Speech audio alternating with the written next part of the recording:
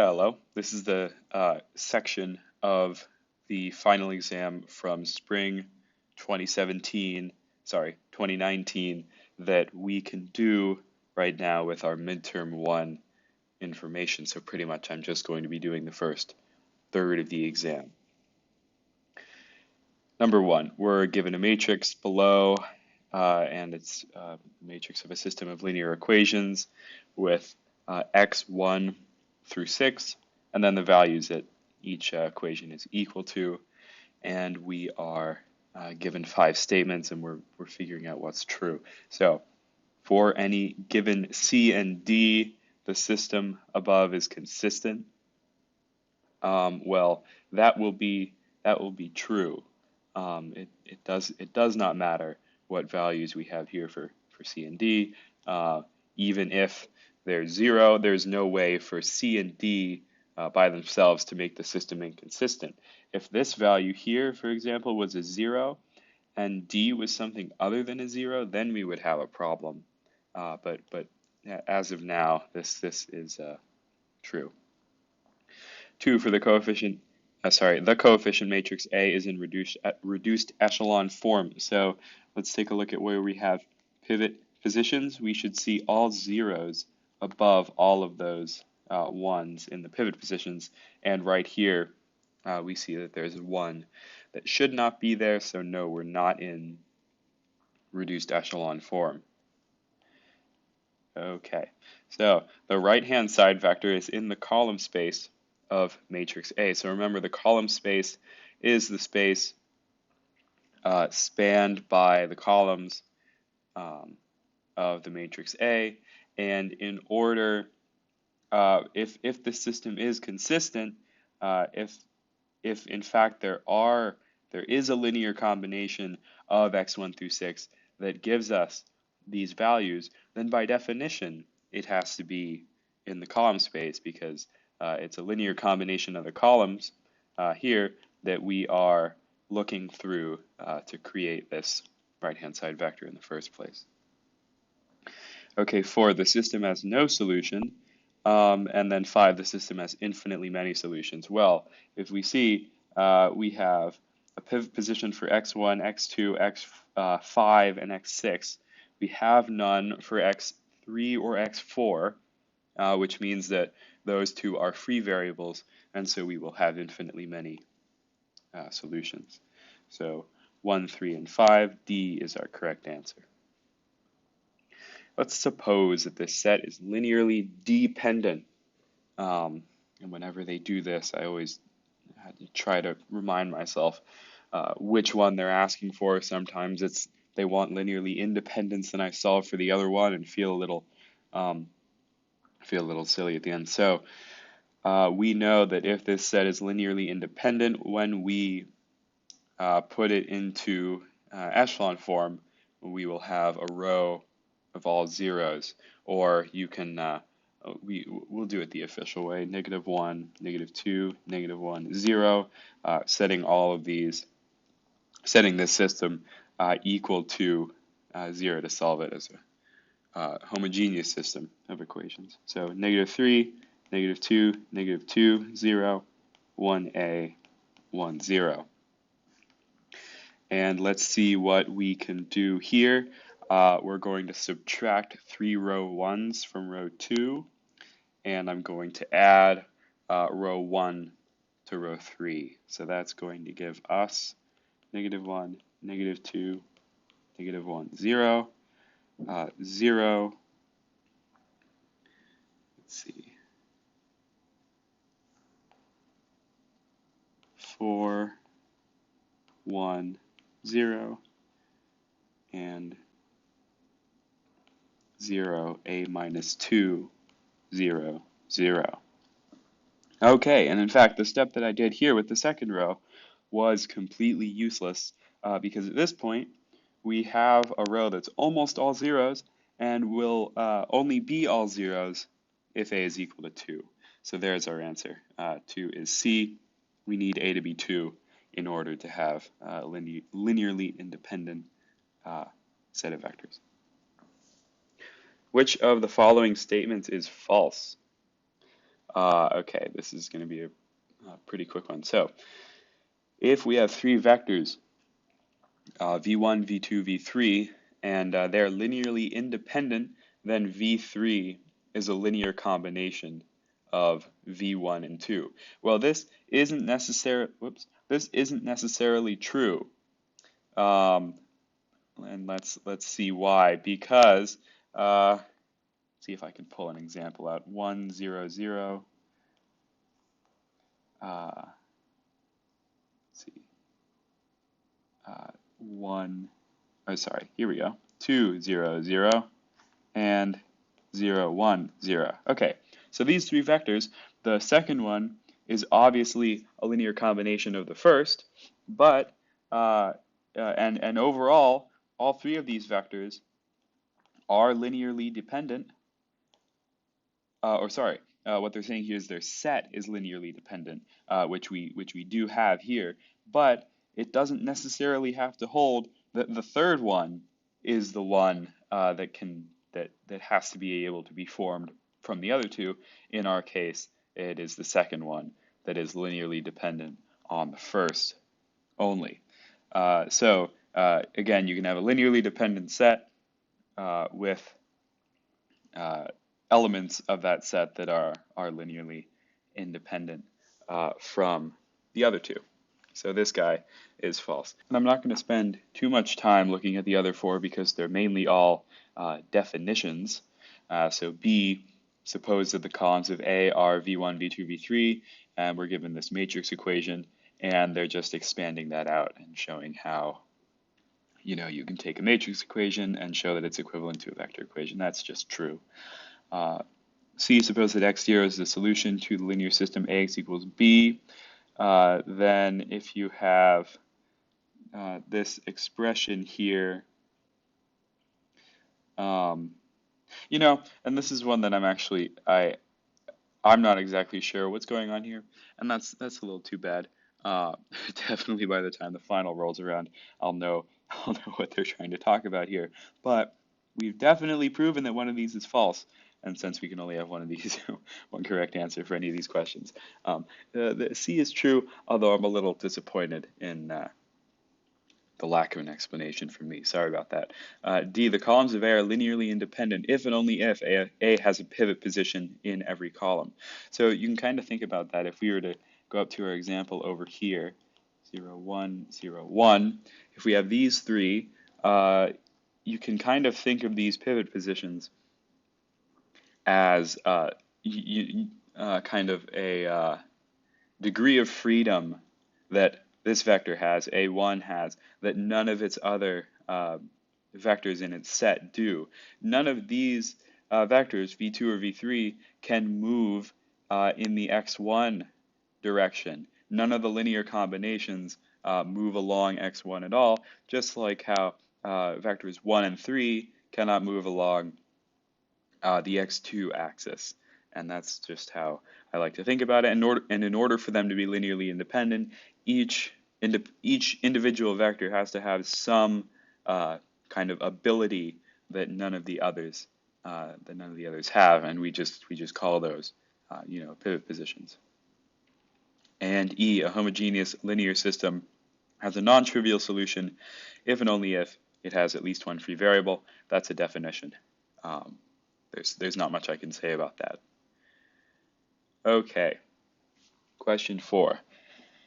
Let L, which is a transformation from R2 to R3, be a linear transformation such that all of this stuff. So this is actually a question that Dr. Park, whose section I'm in, put on his practice midterm.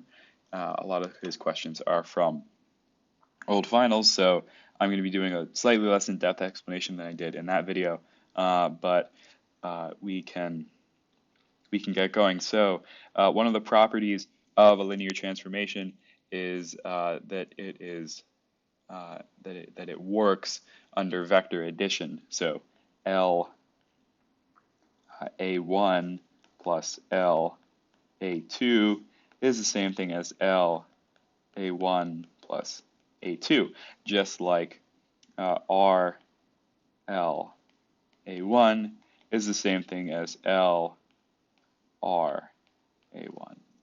And we can use these properties here, and I'm going to shrink them and stick them up here. We can use these properties to solve this system. If we find the linear combination of this vector and this vector that gives us this vector, we can just apply the solutions that we get to the 3x1 vectors that both of those get transformed into, and we will have our solution. So I'm setting up an augmented system, an augmented matrix with 1, 2 coming from here.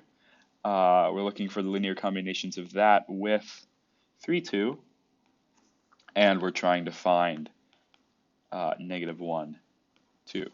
So this guy right here, we're going to subtract 2 row 1s, 1, 3, -1, 0, -4, 4. And we can simplify this to 1, -1, and then 0, 2. So there we go. We found that the factor that we need to multiply 1, 2 by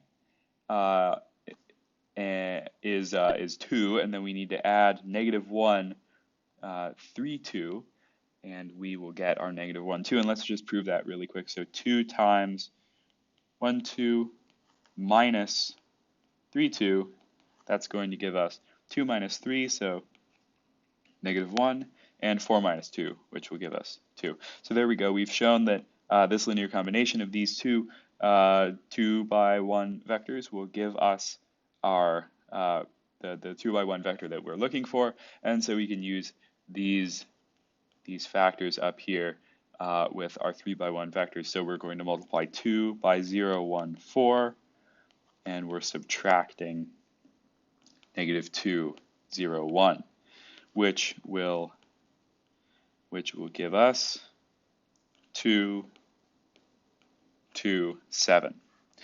And we are done. 4 is B. 5, let L, which is a transformation from R2 to R2, be a linear transformation whose standard matrix is given, where T is a real number. And we're supposed to find all the values of T such that L is 1 to 1. So we can do this a couple different ways. We can recognize that transformation that stays in the same dimension and is 1 to 1 must have a determinant that is not 0.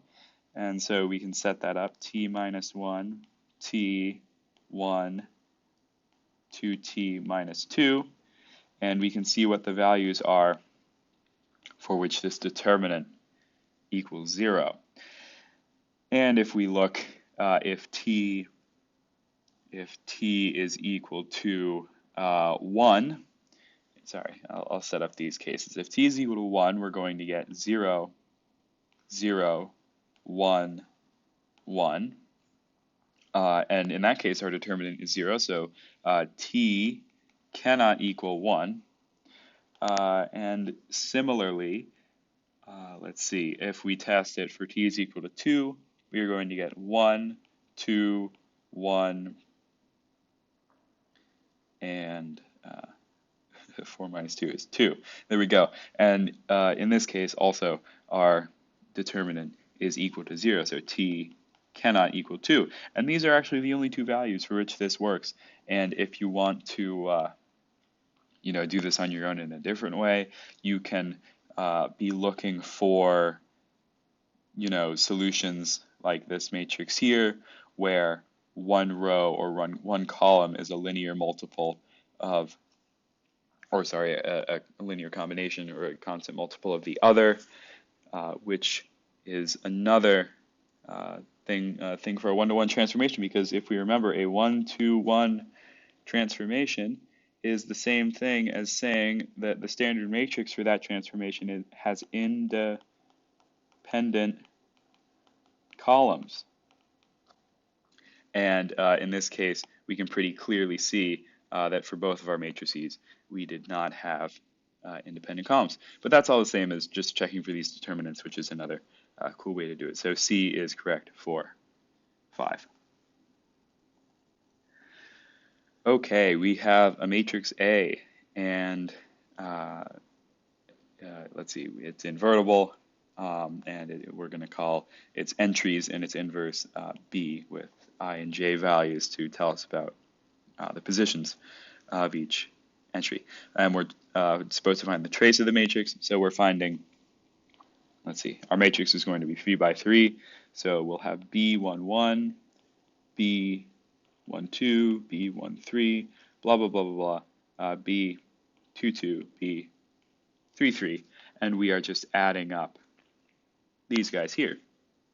So I do cofactors for 3 by 3 determinants like this.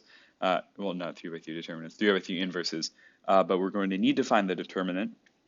That's going to be, let's see, 2 times the determinant of 0, -3, 1, 2, plus 2 times 1, 1, -3, 0. And all I'm doing here is grabbing these top entries and taking the determinant of the submatrix down here that does not include the row or the column that this guy's on.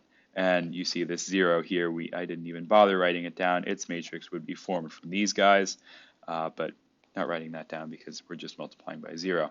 And remember, we would switch the sign, so this would be negative whatever constant is there. So let's see what this gives us. This will be -4 plus 2, which gives us -2. So overall, our entire inverse is going to be multiplied by 1 over -2. And all we are doing is looking for, I'm going to need to make this bigger. All we're doing is looking for this entry, and this entry of our inverse here. And we know that we can get this just by looking at the cofactors for each of these entries. So for 2, that cofactor is going to be the determinant of this matrix down here, which we've already found to be -2. Then for this entry right here, our matrix is going to be 2, -3, and 2, -3, so that's going to give us 0.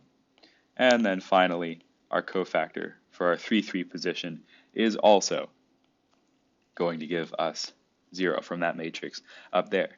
So we are adding these entries together. We get -2, multiplying that by -1/2, and D should be our answer for number 6, which it is. Let's find the third column of the matrix D, given that C is given right there, and CD gives us that big guy.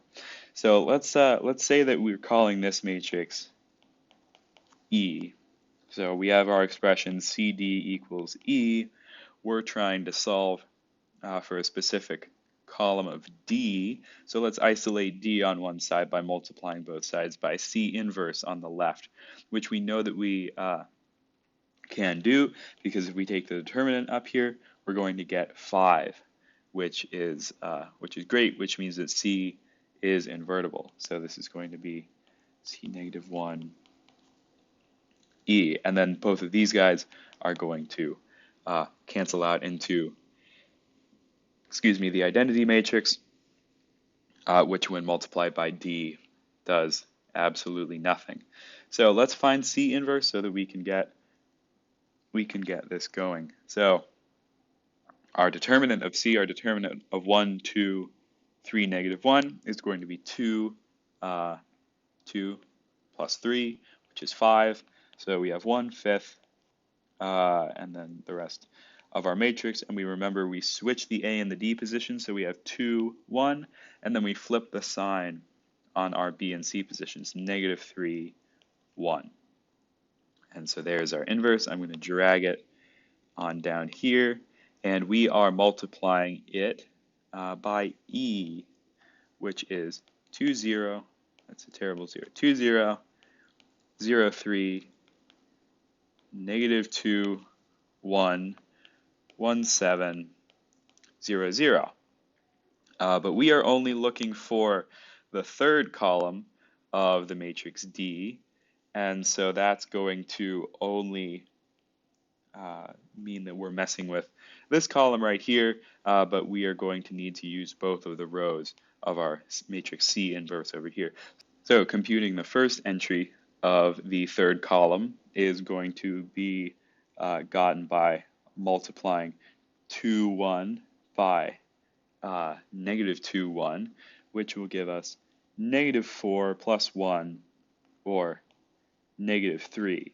And then for the second entry of the column, we will just switch, we will go down to our second row, which will give us 6 plus 1, or 7.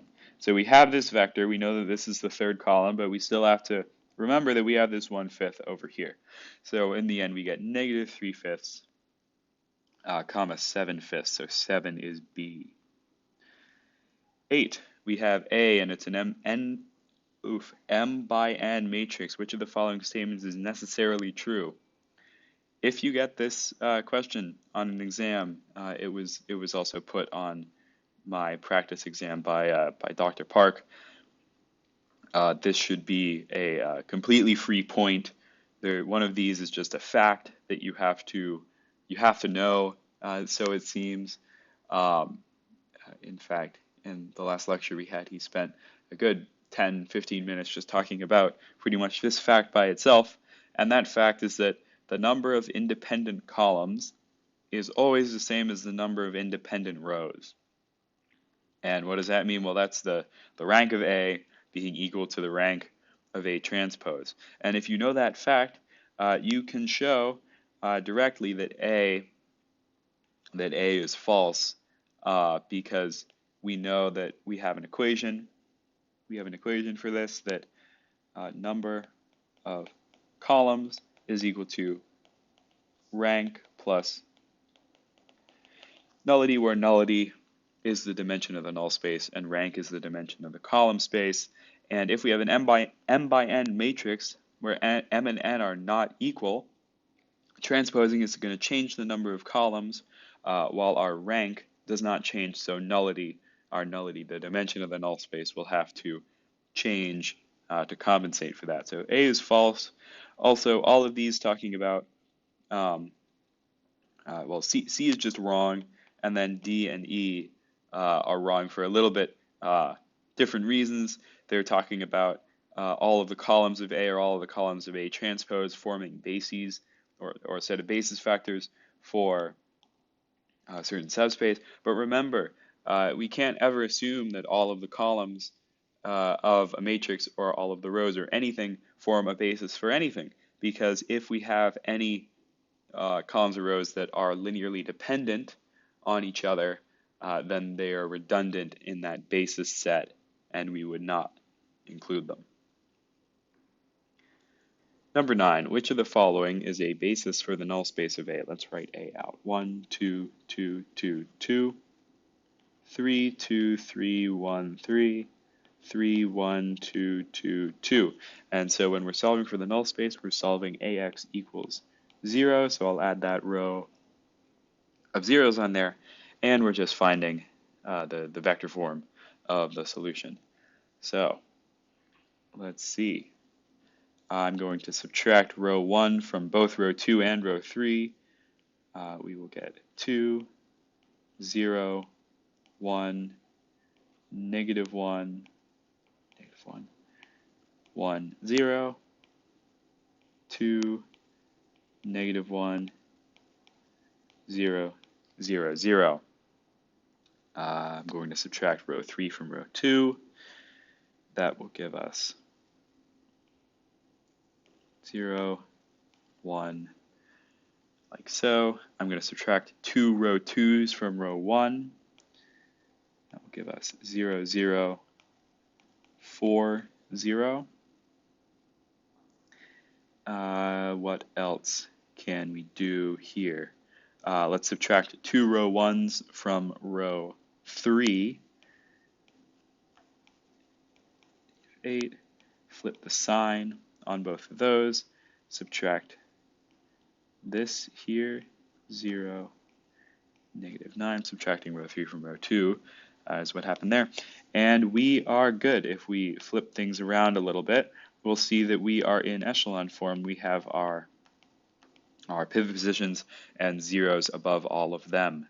And so we can extract the equations that these represent. This is x1 equals negative 4 x4, x2 equals negative 8 x4, x3 equals 9 x4 minus x5, x4, x5 are free. And so the factors that we will get are negative 4, negative 8, 9, 1, 0, because remember, x4 is not dependent on x5, but x4 is equal to exactly 1 of itself. So those go in there. This is x4, and then we're adding 0, 0, negative 1, 0, 1 for x5, because x5 is equal to 1 of itself, and it's not dependent on the other free variable, which is x4. And so A is our correct answer choice there. 9 is A. Perfect. Okay, we're almost at the spot where we don't do any more of these. 10. Suppose that a 3 by 3 matrix A has a determinant of 4. What is the determinant of this big guy here? So if we multiply a column or a row of a matrix by some factor, it will also multiply the determinant by that factor. So we see that in multiplying that row by 2, we will have multiplied our determinant by 2. And so that's good to know. I'll write a times 2 out here. We'll keep track of the changes that people have that have happened to this matrix. So we've dealt with those.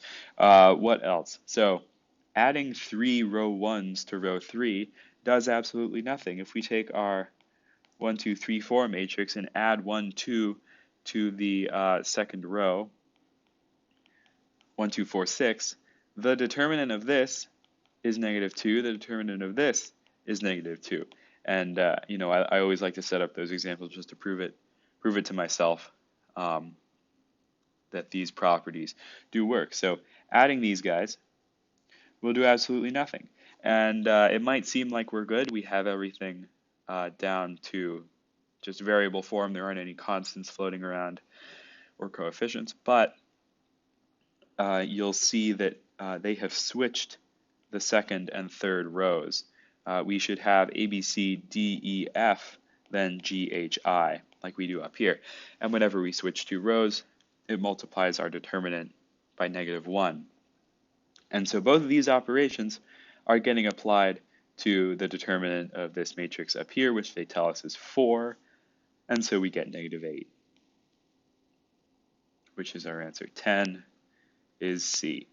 Okay, hope this was helpful.